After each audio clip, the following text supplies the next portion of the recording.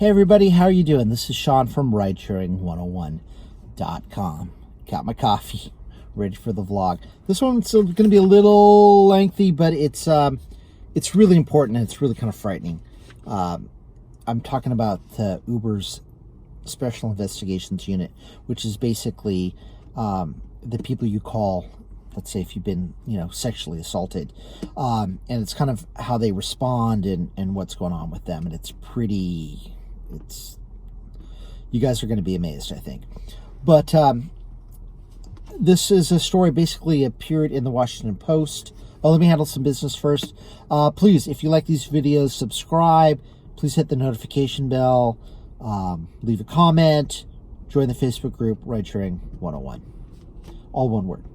And I'm going to put the link to this story down below. So I really suggest that you read it. It's got a lot of information in it, and it's gonna make you upset. It made me upset when I read it. And I don't know why there hasn't been more traction on this story. I think possibly Uber revamped its app for like the passenger app or its general app, so you can get an Uber, you can get Uber Eats, you can rent a scooter and all this stuff. It combined a bunch of stuff that's getting a lot of attention. Also here in California, there's AB 5, the Assembly Bill 5, just signed by Governor Newsom recently. And basically, a lot of people are saying it's going to make gig economy workers employees. Other people are saying no, it just simply sort of, verifies what the process is. But Uber has said there is an ABC test. There's sort of three main criteria, and if those are met or not met, it determines whether you're an employee or not. Uber says its business model doesn't meet this ABC test, therefore its drivers aren't employees, and it's not going to follow the law. The law does not pertain to them, so they don't have to follow it come January 1st.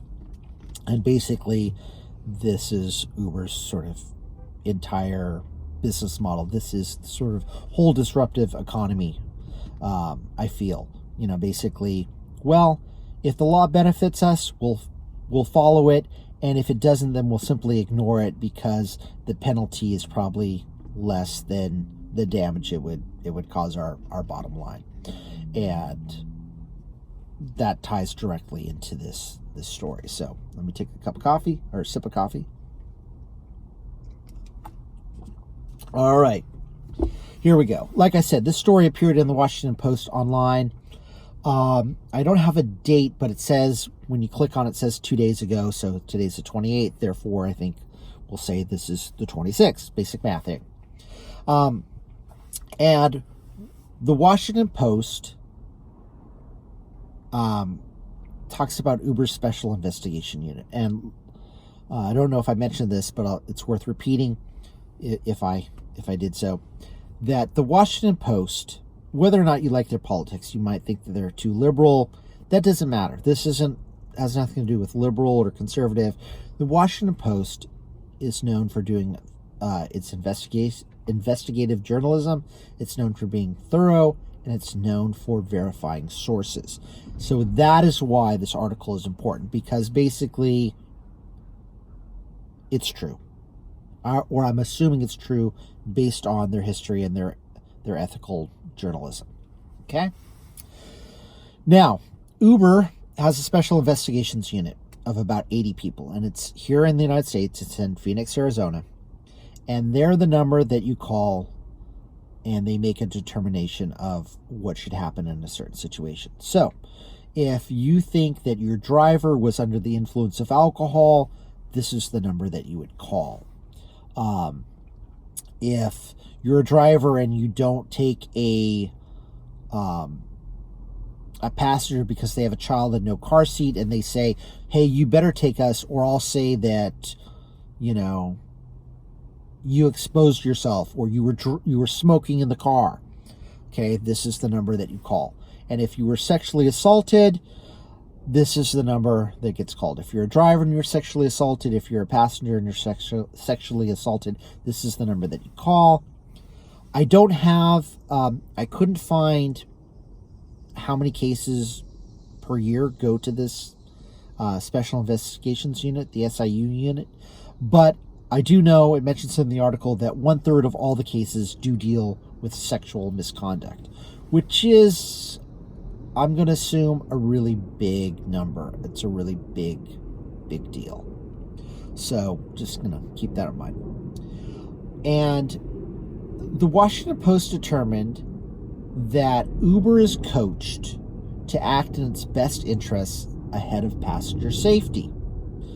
So this is kind of a little alarming because, yes, companies want to stay in business, and, they also need to be socially responsible and do the right thing. And do the right thing isn't like, hey, we should recycle. Do the right thing is, hey, if our passengers or our drivers, whether or not they're independent contractors or not, or somebody sexually assaults them, we need to do something about that. That's what I'm talking about, being responsible, okay? And I would counter that is actually in Uber's best interests. They need to take care of their own. The people that make them money, the drivers, and the people that give them money, the passengers. So they need to take care of business. Now, the Washington Post interviewed 20 current and former employees on this SIU team. And they determined that Uber's got this 3-strike system. And I don't know the severity of the strikes, but basically Uber, 3 strikes is a model, which is kind of funny because, not funny, but funny peculiar in terms of that's the prison system. 3 strikes and you're going to jail forever, which is kind of funny because Uber is trying to keep this out of the legal system and away from the police. And I'll get into that in a bit. But if the offense is strong enough, you can be let go on your first strike. Uber can also determine that they're sort of mild offenses and extend that. And they talk about the case of this one guy that had 3 strikes. He had 3 complaints against him. They overrided it.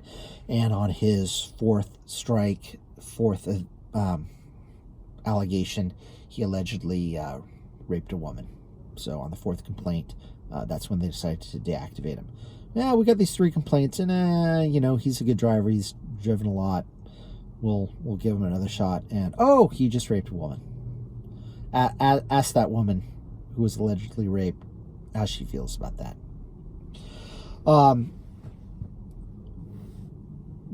Tying this together, the Post determines that agents are forbidden. Let me make that clear. Agents are forbidden. All caps. I don't know why I'm making the quotes, but it's for emphasis. Okay? Agents are forbidden from routing complaints to the police or advising them to seek legal counsel. Think about that. How do you feel about that? I'm pretty angry about that. I know lots of women that drive for Uber. Actually, I'll tell you a story about my friend Jill here in a bit. Agents are forbidden from routing complaints to the police or advising them to seek legal counsel because they're more concerned with getting sued than they are with these people's well-being, with their drivers and their passengers' well-being, according to this story. That should anger you. I'm angered. I'm outraged. This isn't techie outrage on, hey, what do you mean I can't get my avocado on toast? Okay? This is like real outrage. Like, how would you feel if your girlfriend was sexually assaulted by an Uber driver or passenger? That's outrage. You should be outraged whether or not you know them or not. Sexual assault is sexual assault. Not a good thing. Hopefully we can all agree on that. There's a quote from the story that goes, "Our job is to keep the tone of our conversation with customers and drivers so that Uber is not held liable." So basically this whole SIU team they're organized not to get sued. That's all this is. This is just sort of gatekeeping, what they call gatekeeping, where they control the narrative. In the cases where the SIU team determines that, yes, it was heinous enough, where we're going to let this person go, we're going to deactivate them. When they kick the drivers off platform, they do not tell police or the background check firms. Okay? So somebody says, hey, my driver groped me. My driver was trying to stick his hand up my skirt when I was passed out. I fell asleep. I was kind of buzzed. Whatever reason. The reason doesn't matter. All right, the driver gets deactivated. Simply go drive for Lyft or another rideshare company. How would you feel it if, there's a couple of rideshare companies that pick up children, transport children from like work back to home? Let's say, you're a soccer mom and the car is down. How would you feel if you found out that somebody, the driver driving your, 10-year-old daughter, was kicked off the platform for allegedly sexually assaulting somebody, and it didn't get reported, so it didn't show up in the background check, didn't show up in the police report? How would you feel about that? I'd be pretty damn angry. That's how I would feel. You should be pretty damn angry too. And I don't have kids. I do have a niece and I have a nephew.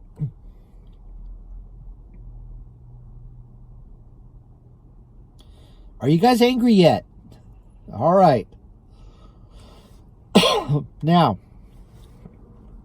in addition, there is a LERT group. It's called LERT, Law Enforcement Response Team. LERT, L-E-R-T.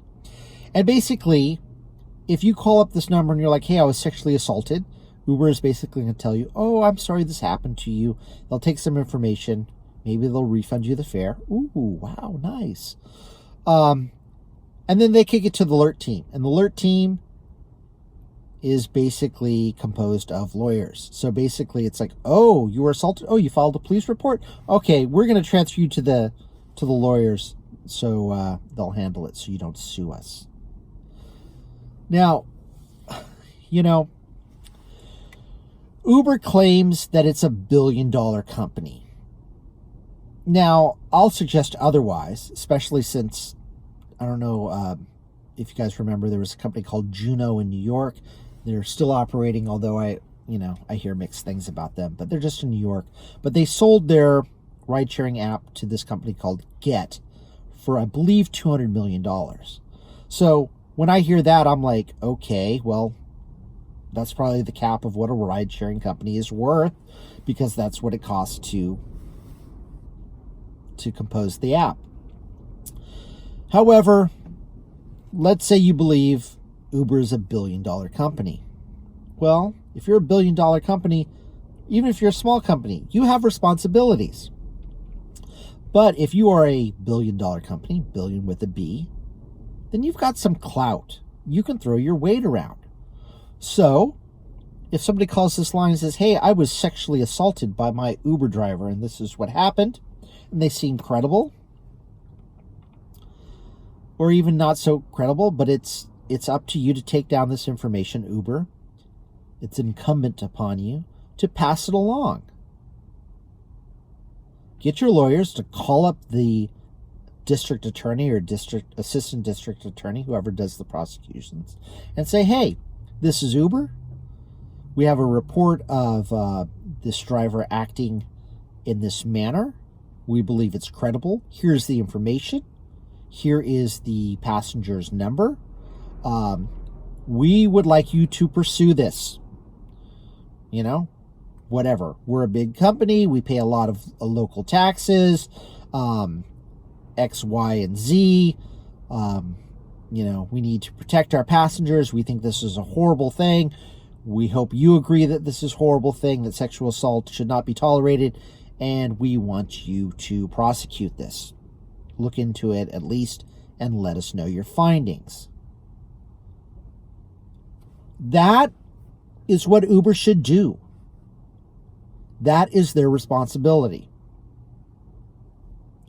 But Uber doesn't want to take that responsibility because Uber's basic philosophy is that since drivers are not employees, They're not responsible for the driver's actions. They're simply a platform.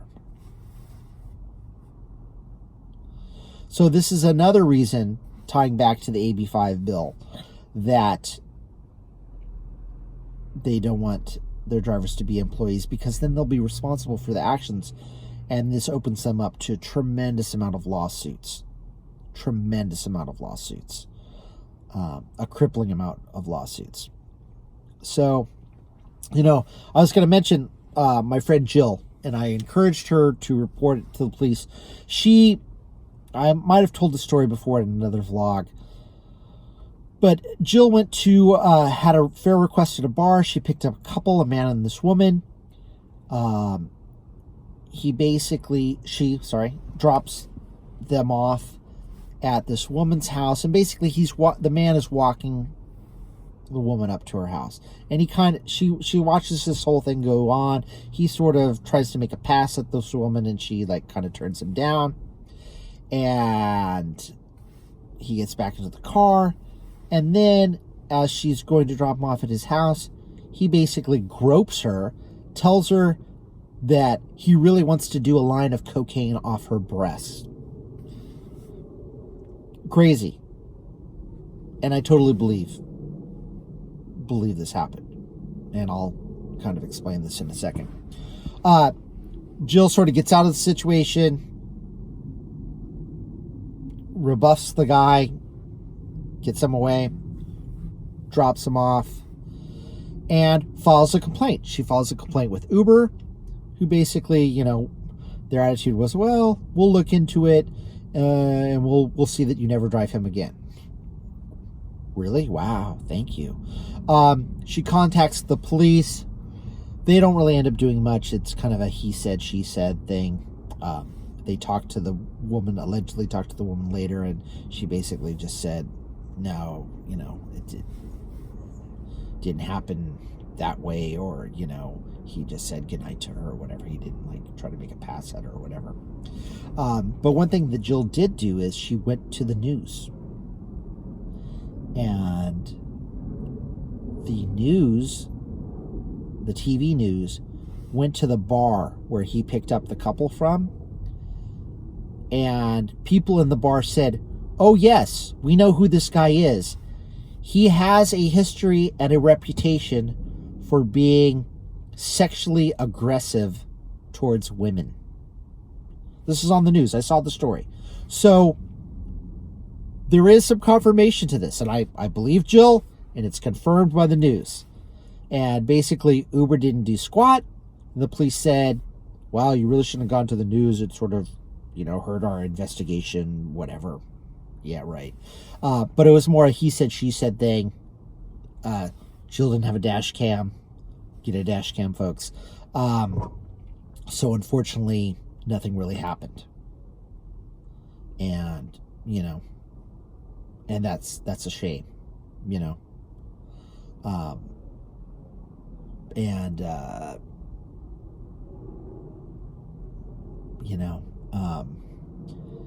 my friend Jill is a good person. I'm sorry this happened to her. I'm glad that she was okay.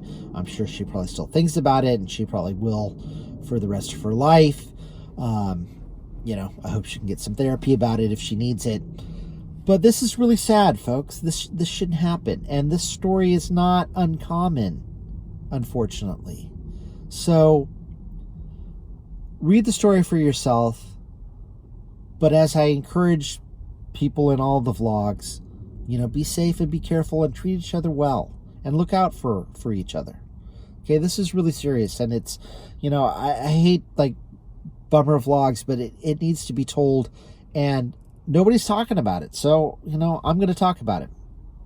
I'm the guy that talks about a day in the life of ride sharing, street signs in San Francisco, potholes, barbecue. I like talking about that stuff because it's fun, but this is serious. So today we're talking about the Special Investigations Unit of Uber. So thanks for watching. Yeah, it's really sad. It's bad all the way around. Very alarming. You should be outraged it's okay to be outraged. Use your outrage and try to change the situation, because it sucks. All right, guys. Everybody, thank you so much for watching. I'll see you next video.